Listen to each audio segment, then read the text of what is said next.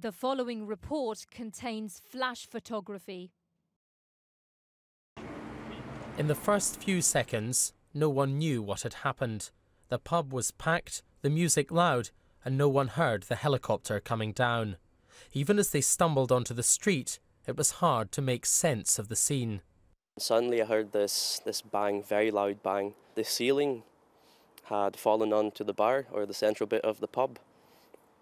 And that's when I realised things were serious, and I thought there might be a second explosion or fire might ignite, so I decided to run outside. And now, just reflecting on what's happened, how are you feeling?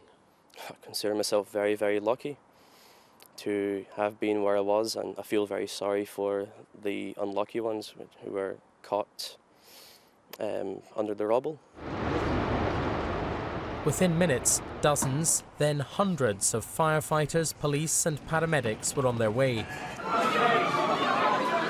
But before they arrived, it was the people of Glasgow who risked their lives to help.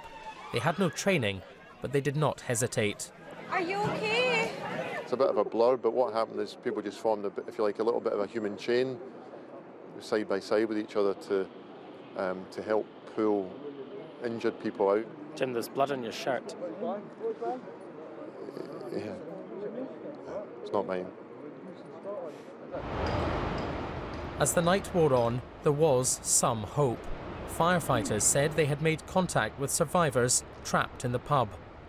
It's now 5 hours since the helicopter crashed, and a difficult, detailed and delicate rescue operation is taking place here. Specialist teams have been drafted in from all over Scotland as they try to bring people out of this pub alive. And today, the sense of urgency and the sense of hope had gone, as police confirmed that 8 people were dead. 3 of these 8 fatalities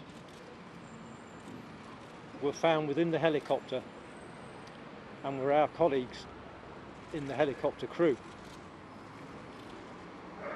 The remaining 5 people were found within the building.